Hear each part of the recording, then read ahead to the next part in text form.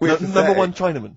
Do you know what? We're going to be honest here. We know so little about China. It's true. We know so little about China. Yeah. It's embarrassing. But if you've got any interesting facts about China, then email in ricky.gervais@xfm.co.uk. Also, I imagine the email address to use if you're going to take part in this week's Rockbusters. I did read an interesting fact. I'm doing a show called Politics, and I was researching, and there's a thing about, you went online? sweatshops. Yeah, no. Sweatshops, like Nike, there's these facts, right? And, these people get, like, you know, a few cents an hour, and the CEO, I forget his name, for a Chinese woman to earn his 5.2 billion, she'd have to work 8 hours a day, 7 days a week, for 10,000 years. But Steve, they don't. They don't. They don't. They obviously don't want to. Exactly. They don't want to. They don't want to. Lazy, Rick. Ian Jury in the Blockheads, hit me with your rhythm stick. Rick, are you likely to be going to Cumbria on your stand-up tour? Almost certainly not. Why? Well, it's just because you might want to visit the Cumberland Pencil Museum. That's the journey through the history of pencil making. I do like pencils. Really? Yeah, I just used one then. That's really So, do you have any idea how that was made? No, what's it? Let me email them. Now, Chinese people. Oh, incidentally, it's the premiere of China. The premiere. Premiere. Oh, right, yeah. Oh, yeah. Sure. Yeah, I remember now. Yeah. But, when you were away, Carl, we worked out if there's 1 in 10 people are sort of like gay in some way, with 1 billion Chinese people, there's 100,000 little gay, lesbian Chinese fellas of some sort. What do you think of that? What do you mean? Well, I think so it's some sort of form of, gayosity, whatever it's called, is sort of like 1 in 10. Right? 1 in 10 people are gay, apparently. Right. That does seem a bit high, though, doesn't it? I thought it was lower than that. What? You mean more than that? Yeah. I don't think so. I think that's of any sort of nature, anything. But what time did they do the survey on the streets as well? Because, you know, they go out late, so if they're doing the survey sort of around lunchtime, forget it, they're not going to get any. Sure. Yeah. You know what I mean? They're all asleep. But if they're out, say, 1 in the morning... Well... It's going to be higher, isn't it? Yeah. Well, the thing is, you know Carl's favourite song, The Killing of Georgie? Mm. A little gay fella goes out, and, he gets, beaten up and that. Carl went, yeah, but would it have happened if he'd been going out at a decent time? True. But clearly in the lyric, it says, Georgie left the theatre before the final curtain fell. Yeah. Now, theatre's finished about 10:30. Yeah. So even to give him half hour, I reckon it was only about 11 o'clock. So, you're talking rubbish there. Are you sure that wasn't his curtains in his flat? And he's closing them before he goes out? No, he was at the theatre. But I'll tell you what, I just realised something. Maybe where most people were going home after theatre, he was just going out. Exactly. That theatre to him is like a matinee. Exactly. Innit? Yeah. He's off out clubbing, isn't he? He's off down, he's gonna get some ammo, he's gonna get a couple of butt plugs, and he's not even gonna start dancing till midnight, is he? Have any of us ever met any gay people? It's just, I mean, our view of them is, I don't know. Email in if you've met a gay person. Yeah. Tell us where we're going wrong. Yeah, has any of us ever met a gay person? I mean, the way we talk about it is just like, have we ever met Chinese people? I've seen them out there wandering the streets, but I don't think I've ever had a conversation. Now here's the irony. I definitely know and have met more little gay fellas than little Chinese fellas. Yeah. Have you ever had any little Chinese friends? There was a girl at school who was Chinese, but she was kind of inscrutable. I couldn't get close to her. She was sort of mysterious. Right. Rockbusters? Yeah, brilliant. Right, then this is where I give you a little cryptic clue. And some initials, and it sort of makes up a band or an artist and stuff like that. Yeah, sort of being the operative phrase. Yeah. Let's see how we read this clue. Yeah. This is going to sound like Oscar Wilde. Clue number 1. 3 different clues. Clue Oscar number Wilde 1. was Chinese, apparently. Was it? Yeah, it was legal then. Right. Will you leave the entrance to my garden alone? Sorry? Right? Will you leave the entrance to my garden alone? Are we back on the gay thing, or is this... This is the clue? That's the clue. Right. Clue for Rockbusters number 1. Will you just leave the entrance to my garden alone, will you? Right, that doesn't count, because I know what it is. And what were the initials? What are the initials? GG. Correct. Yeah, right, but you've got to pronounce the artist correctly. I'll pronounce the artist, because I know what it is. Don't ruin it. No, when the answer comes, I'll pronounce the artist. Right, can we just focus, please, on the quiz? Go. What was the clue again? Give it again. Will you leave the entrance to my garden alone? Not messing with it, right? GG. Okay. Right? Next. Doesn't count. Next. Incorrect. Don't phone, but you can send a message on my mobile if you want, right? That's T. It's another little easy one. And, the last one, we were sharing out the mail sheet. Right, that doesn't count either. Can we just fuck I know what that is. I know what that is. I don't care, we'll come to that later. Yeah. And number 3, we were sharing out the mail sheep, and I think I got the best one. Right? DG. DG. Yeah. So quickly again, will you leave the entrance to my garden alone? Stop messing about with it. Yeah. Right? GG. Yeah. Don't phone, but you can send us a message on my mobile if you want. Right? That was T. And the last one was sharing out the mail sheep, and I got the best one, so that's good. Right? DG. Alright, ricky.gervais@xfm.co.uk. Have we got any prizes? Do you want to have a look? Well, don't worry about it. Oh, this is don't worry about it. pathetic. Have we got any prizes? Just, look, the clues fine. are rubbish, the clues don't work, the show, I mean, this is pathetic. Play a record. That's what it should be called, and the clues don't work. Right. So, the first one, will you leave the entrance to my garden alone? Right, that was the cryptic clue. The initials were GG. Yeah. That was Gareth Gates. Gareth Gates. Gareth. What would you Gareth Gates. No, but it's Gareth Gates, isn't it? So, why would you say to someone Gareth? Is that like a, what's that, a Manchester thing when you say Gareth? Gareth Gates. Gareth Gates, Gareth Gates, the bloke who came second in Popeye, yeah, Gareth Gates. So that's the first What one. was that about getting off the thing though? Leave my entrance alone though. I don't understand what it's got to do with leaving my entrance alone. The gate Gareth, to the garden. no, Gates bit, but what's Gareth got to The do with it? second one You was ignoramus. don't phone, but you can send me a message on my mobile if you want. The initial was T. Yeah. Text us, right? Just No, it's text. The word's text. Yeah, So you'd have to say text me. text us. Text, what do you mean? No, text me. What's that? The third one was we were sharing out the male sheep and that, right? Yeah. I got the best one. DG, right? We were sharing out the male sheep. and I Get got to the it. best It one. doesn't work anyway. Get to it. What is it? Delta Good Ram. Delta Good Ram. You were dealt a good ram. Blur. Out of time on XFM. Well, we're not out of time. We've still got an hour left, boys. Hey! Luckily. Brilliant. A lot of emails, obviously, about the Chinese. People as fascinated as we are. I don't want to discuss it, interminably, Rick, because there's so much to say, and we've said most of it in the past. Yeah. Get a couple of emails. In fact, I think, Carl, you told us this information. Remind me of it again. If all the Chinese people in the world were... We're in a line on that, because there's loads of them, you'd never get to the end of it. Right. No, it's not that. No, if all the Chinese people formed a line and started walking out of China, you'd never get to the end of it. That's what I just said. No, it's because though, they'd be having babies. You know what I mean? Still, it'd be adding to it all the time, wouldn't you? But would they be walking and shagging and having babies as they're walking out? Yeah, that is, yeah. I'd love to see someone organise that. Maybe the Record Breakers team. I tell you what, I'd love to see Ross McWhirter or Norris, who is it? Who's the one that's alive? I forget, Norris, I think. Norris, right? I'd love to see him to coordinate that. Yeah. 1.2 billion little Chinese fellas, boy, girl. Yeah. And where are they walking out of China? Which exit are they taking? They're taking the through Tibet. Or? I think it's the Gate 9 Slip Road, the M43, right. to St Petersburg, right? And they go, and walking, and shagging. Yeah, exactly. Yeah. Because some presumably are dying as they're leaving. No, but they live to 120. That's true. So they claim.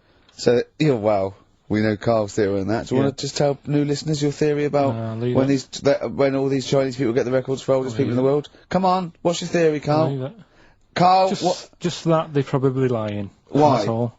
Because a lot of them don't age that well. Some of them do. A lot of them don't, and they always look older than they are. I read the other day, right? Do you know the one who was the oldest woman in the world, right? Chinese woman, right? The way she did it, it was. She didn't die. That was her secret. Yeah. What she did, she got up every day and didn't die. No, she was like awake and that, and then she'd have 2 days just sleeping. Right. So she wasn't really that old. What do you mean? Well, she'd only sort of lived half of her life in a way. Well, we So all she's only live 70 odd. 2/3 of our life, don't we? No, but she was like awake and that, and then she'd go, oh, I'll go to bed. And then that'd be it for 2 days. Remember we were talking a while back about the questionnaire that is often featured at the end of the TV programme Inside the Actor's Studio. Oh, yeah. Where the host, James Lipton, always asks the same questions to every guest. And it's just supposed to sort of, get their creative, juices flowing, their mind working.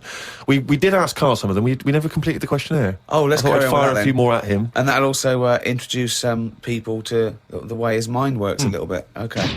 What sound or noise do you love, Carl? There isn't really one that I love. Nice noises, Yeah. like the ones you get. Like I like going in the park, right? And you go, oh, that's nice, isn't it? And you get like bird noises and stuff.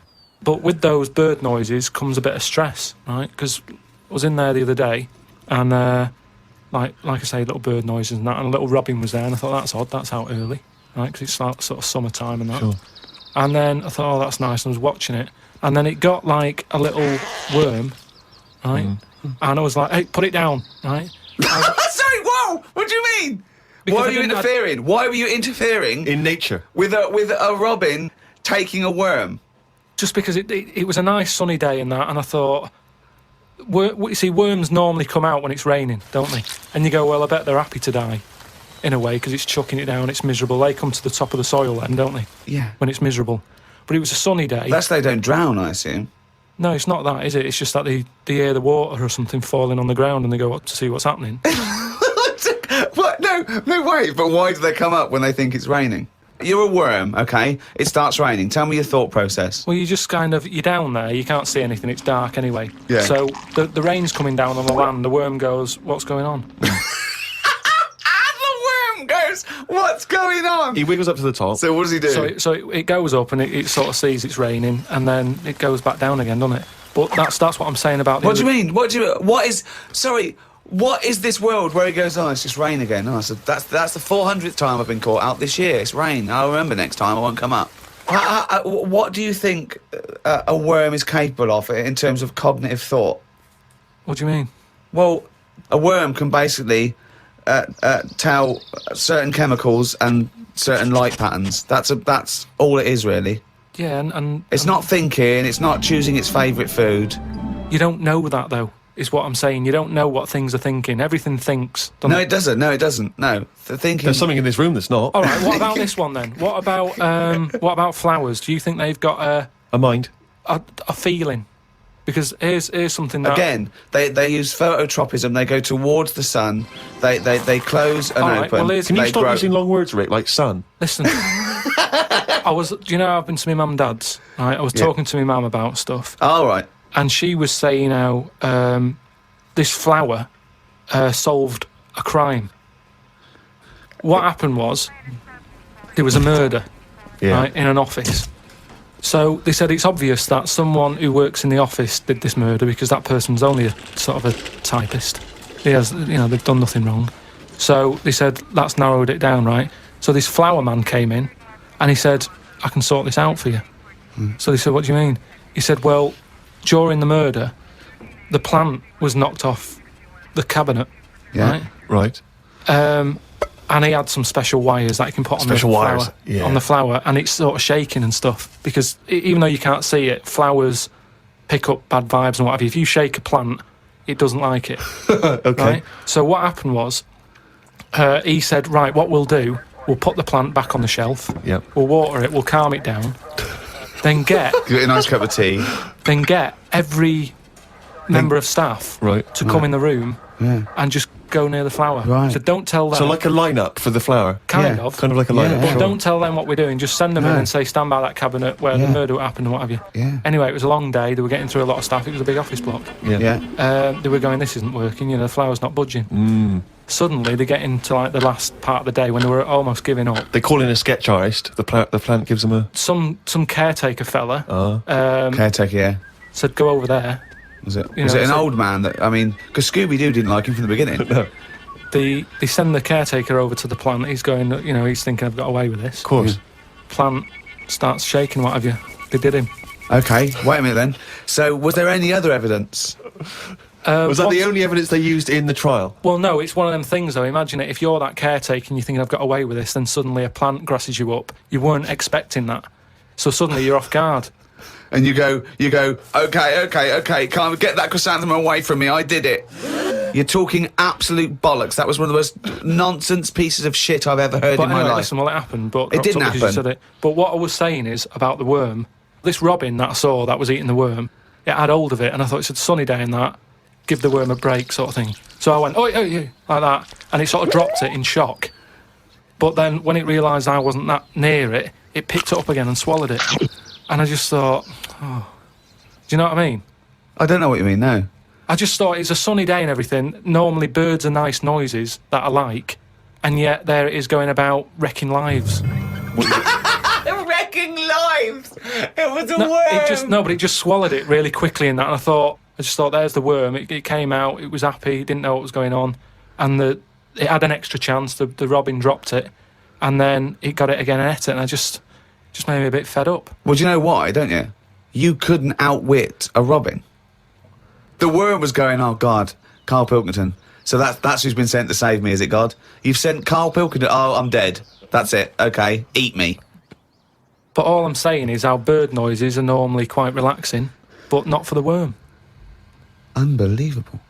That was one question. What sound or noise do you hate? As me, or as a worm? I don't know what you mean. What do you mean? Why would we be asking a worm? I've never heard an actor say that to James Lipton. When he says, what noise do you hate? What, as me or a worm? No, but all I'm saying is, because of my last question, that's what I was saying. A bird noise is relaxing to me. Right. Well, it's not anymore, because I think of all the deaths and stuff that go around that. So now you hate the sound of birds? I'm just saying it's changed my view on it. It's like anything, isn't it? Every noise can mean a disaster. Can it? Why would the sound of laughter, people laughing, why would that also signify disaster? If you wake up in the night by the sound of, like, a baby laughing. A baby laughing? No, if I had a baby, right, and Suzanne was out, she worked nights or something. Yeah. And I'd nodded off, I'd put the baby to sleep. Yeah. And then it's 3 in the morning and I'm woken up by the sound of a baby laughing, that would terrify me. How is this? I just think the baby's sitting up in a chair like Chucky, going. Well, no, I think the baby's reading his diary, thinking, "Oh Christ, this is my father. I just hope I'm adopted." Oh God, a baby laughing. What profession other than your own would you like to attempt? This is you as you, not as you as a worm. But have I had the training? Oh, for Oh. No, well, I've said before, haven't I, about maybe having a go at an operation. I don't know why it leaps from where. It leaps from no ambition, where if he could have a job, it would his best job he's ever had is a paper round, and if he could have a job, he'd like go to the cobbler once a week and then walk a dog, to I'd like to have a go at thoracic surgery. No, I'm just saying, I bet it's like, we do this, and, you know, some people like listening to it and what have you, and you go, fair enough, but I never feel like I'm doing anything of any worth. No, you're absolutely right there.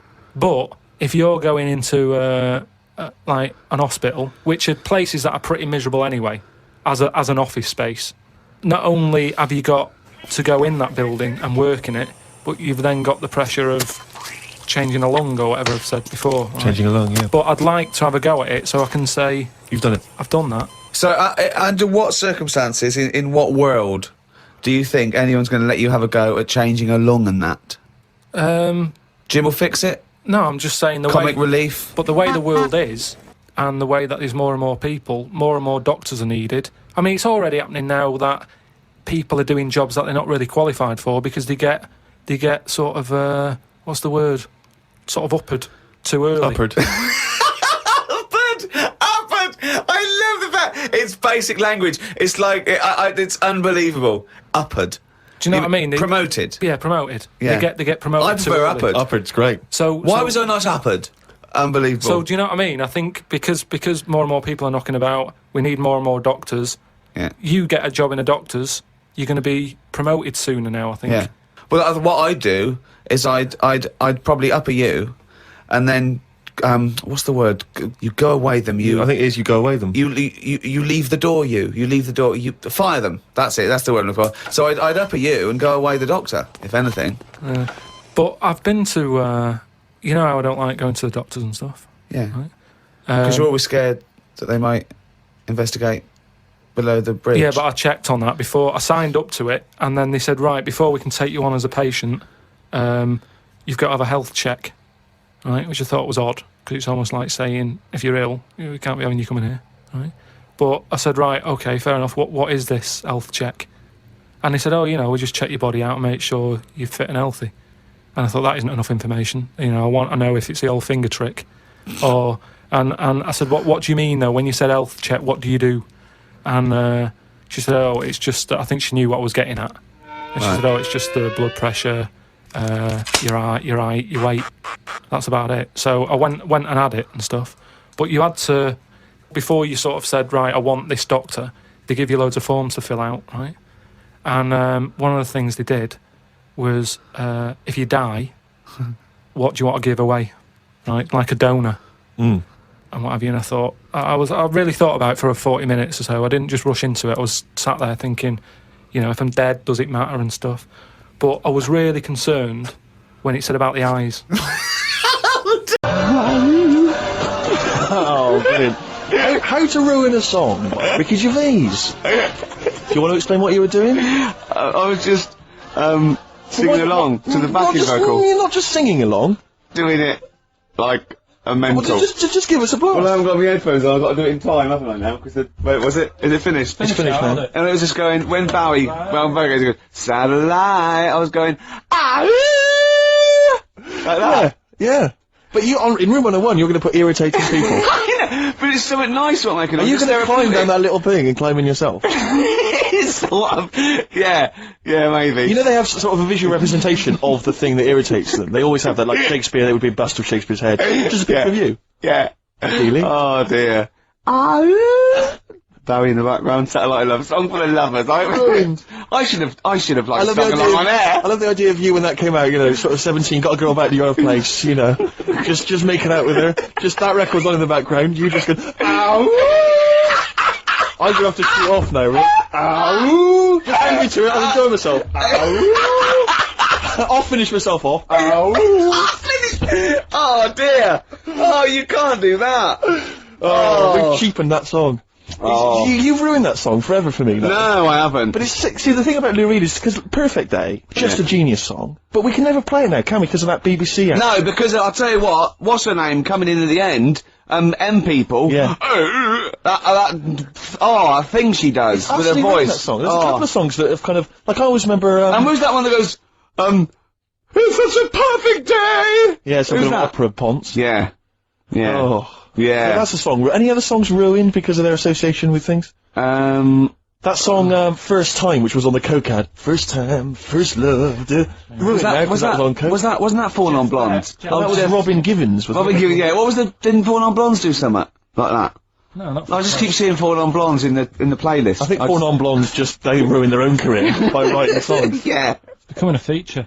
Yeah, we should play Falling on Blondes one week. Rick, I was going to say something to you before we got sidetracked. What were we talking about, Carl? Oh, we were talking about, We nearly lost it then a bit, but I think we pulled it back. It's okay, no, we had a fascinating fact that we were going to Oh yeah, if everyone in China, Carl... This is true, Carl. Right, Carl, wake up and listen. Listen, if everyone in China jumped... It wouldn't be hard to coordinate. They did Hands Across America. They did Up Yours, the Laws. Right? We can coordinate this. We can get the sun involved or something, right?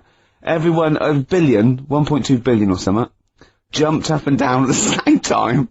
Shut up. You're not explaining this clearly It would enough. cause a tidal wave that would destroy America. If every person in China jumped up at the same time, that would cause a tidal wave that would destroy America, apparently, according to physics.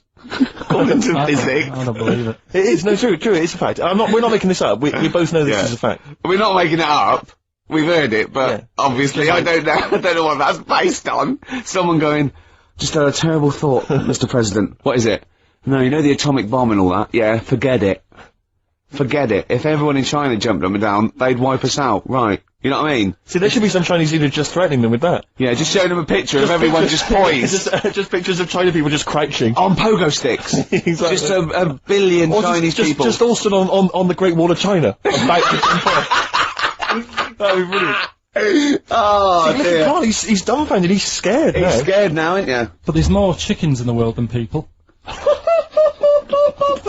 Oh, Play record. well, that's brilliant. What an amazing track. Incredible. The Who? No one else is playing that on a Saturday afternoon, Rick? No. Are they? No, I wouldn't have thought so. I mean that in a good way. I mean that like we're breaking new territory. Like Just playing the songs intro. from the early The intro 70s. has got one of the best... Oh, no. I think Dr. Fox or Simon Bates said that about a track once. Really? This has got to be the best intro of a rock song ever. The fact that I was saying it about The Who and he was saying it about Money for Nothing is irrelevant. Yeah. Oh, no. Someone made me sit in their car once, with their new car stereo system, so that they could play me the beginning of Money for Nothing. Oh. Just sat there, I was like, yeah. Have we got that? Crank You've it probably up. got that in the library, haven't you? Is it right that Roger Daltrey in The Who, yeah, that's right. his kid is in EastEnders, the one who plays Robbie? Something my mum told me, and I don't know if she's got it right or wrong. What, But he does look like No, him. that's What, Dean Gaffney? Yeah. But he didn't want to go off his dad's name and that, so he's changed So he it. used his brilliant talent. And his pox-faced. Do you know if that's right? I don't know. 'Cause it looks like him, doesn't it? Well, I'm sure that's libelous if it's wrong. Oh, right, yeah, you'd be ashamed to have Roger Daltrey as your dad. Well, no, but Roger Daltrey might not want it getting round that he gave birth to Specky. Yeah, right, actually. I see what you mean. Specky? Spotty? Spotty, so I looked at you. Yeah. Alright, calm down. Well, I don't know, you've got nice clear skin. At least I didn't call you Spotty Goggle-Eyed Freak, boy. You've got a nice skin, a nice complexion, smooth-faced, goggle-eyed freak, boy, fish. thank you. Yeah. Must be nice. Carl, what? Don't you like us arguing? Is it like Mum and Dad arguing? Do you get all... It's a bit like that. In the caravan. There was nowhere to escape to. Oh no, rattling around Did you that make little... any friends when you were down on the caravan site? Yeah, a lot of people from Birmingham were there. What kind of pals did you have? What were their names? I can't remember, it was years ago, but Yeah. they all had rich parents. Right. Like, they had, like, their own car to drive around the campsite on and all that. Right. Yeah, So I used their to own think about them. fence. So I'd have a With... go. And, but they were mates, and you saw them every year, did you? Or every 3 weeks when you went down there? Yeah. Oh. And you didn't keep in touch with any of them? No. I'll admit now, I went to the same place in a caravan for about 6 years running. I went to a place called Riverside in Bognor, because someone round the corner from us had a caravan, two-berth caravan. Me, my mum, and my nan. I think I'm really lucky to have had it, really. Because a lot of mates who I had didn't have enough money to go on holiday, and they just get a present for the summer holiday. Of course, they've got an education, so it's Yeah, but Carl, the thing is with Carl is, right, I want to give him gifts. Yeah. I want him to have the loveliest Christmas ever. I want him to go pony trekking. Do you know what I mean? I want to just... Scared of horses. So many things we don't know about Carl. Fell off one out of fate, and the woman didn't know what to do. She couldn't handle the horse. It was running off. I was hanging underneath, getting a kick in the head. Never Really? Now, hang on, what age were you? 'Cause this could explain a lot. I was about 6. That makes a lot of sense. I think we've got to the bottom of it here. Oh no, got kicked in the head by a horse, lived in a caravan, and had to live in Wales half the time. Oh. Then no wonder this is your favourite time of the week. Do you look forward to this all week, these 2 hours? It's alright. What would make you truly happy, Carl? Do you mind me just asking that? What would make you truly happy in life? I was thinking about it in a week, and I don't know. You don't know? There's nothing that you particularly want that you feel like once I've got that... Well, the easy answer there is money, innit? But I don't No, know. it's not I don't true. know if it's true. No, you just need enough money. Do you feel spiritually satisfied? Yeah, Yeah? I'd say. Carl, have you embraced the good word of the Lord? What do you mean? Well, Jesus Christ, our Lord and Saviour. we're having a meeting tomorrow. It's in the church hall, and we'd like you to come along. I went to a church. Rick, I've got to say this. I got this housemate who I don't know that well, and I've been living with him for about two months or something, right? Yeah. And he's in the kitchen, he's washing up, and I just turned to him, right, and he doesn't know me that well because we sort of talk to each other now, but we don't know. And I just turned to him, I went, Matt, have you got to know the good word of the Lord? And he went, and he looked at me with utter fear in his face. And I just went, I just think we should sit down a bit and just talk about the word of the Gospels. And he just looked at me, and he was utterly petrified. I just started laughing, cracking up, and it's the sigh of relief. He was absolutely petrified. It's a brilliant game to play if you're getting a lift on a long car journey with people you don't know very well. Just bring that out. Yeah. It's so terrifying. Yeah. I went once. If you're also another good one is when you pick up the hitch. I say like, I wonder what this car would look like on fire. Exactly. Things like that. Yeah. Yeah. Yeah. Sometimes I like to drive the wrong way down the motorway. Yeah, yeah. Would you, what does a knife feel like when it's going into your eye? Oh. What? Did you see that story in the week with a farmer who got his arm stuck in a bit of machinery, and he was going on about. I mean, he came on with a false arm, so you knew something was wrong straight away. But you knew it wasn't going to end happily. But he was like, he said, "I'm a farmer. I've been a farmer for years, and I'm always telling people don't stick your hands in machines." He said, "But I got off my tractor and the machine had stopped, and he went to shift some, I don't know if it was a Coke can or something that was in the field and killed the machine." Bloody cows drinking Coke. Oh, this is not the famous one that about 15 years, and he took his arm to the hospital, and he was making jokes. His arm was in ice. He didn't take his, no. What it was his hand went in and the machine started again. Yeah. And it started pulling at his skin. Right? So like the skin was coming off his arm. Yeah. And it was going around the rollers. Yeah. And he's pulling back like that, so he's like, oh god. Yeah. And the skin's like being wrapped around and it's like pulling it so he can see his bone and stuff. Oh no. And he was there for like ages going, oh god. And he had a penknife in his pocket. So he got that out with the other hand, managed to open it. I mean that's yeah, because they stick, don't they, after a while. I've got one of those Swiss Army knives. Well, that's what it was. I can't do it with two hands sometimes once they get all full of gunk. He managed to do that with one hand. Yeah. Cut away the skin. That's not true, is it? Yeah. Has he learnt to farm again, like the drummer of Def Leppard? Has learnt to drum again? Have they got like just like the handles? Can he like farm now with just one arm? He was good because he was making a joke out of it and that. Oh, that's good. I think that's good, but that doesn't mean you can, Steve. Then no, sure. He had to cut his own flesh off to escape a combine harvester. Yeah. He doesn't need you know. Making wisecracks. Do you know what I mean? Sure. I just always remember getting a hot plate out of the oven when I was younger, and that absolutely killed. Yeah. It stuck to my fingers, and I just thought the pain that he must have been going through. Yeah. Must have been what? You must have been worse than a hot plate. Oh. It must have been worse than maybe dropping a pie. Yeah. Yeah, I think you're right. That's nearly it. That is pretty much XFM 104.9. Fast approaching 3 o'clock. It is indeed. Is that pretty much it, Carl? Is this our last link? I'd wrap it up. Yeah? Yeah. Yeah, so would I, actually. It's a song for the ladies' time. And this is a song you put me onto, Rick. It's a beautiful If song. you recall. Special View, a.k.a. Telescopic Love from The Only Ones. The B-side of Another Girl on Another Planet. Their only hit, maybe? Well, yeah, I think one of them. But, some great stuff on the best of the other ones, which it's just a band kind of... Another Girl on Another Planet. That might be up for the best intro in a rock and roll record of all time. I'll put up Won't Get Fooled Again and Another Girl on Another Planet. Foxy, he's already putting up Money for Nothing. Exactly. So, maybe we'll run that competition next week. Yeah, although Walk of Life is particularly good. Here comes Johnny singing oldies, goldies, bebopalula, baby, here. Oh, jeez. Oh, nonsense. Walk of Life. Okay, so this is Special View from The Only Ones, a song for the ladies, and that's it. See you next time. Goodbye.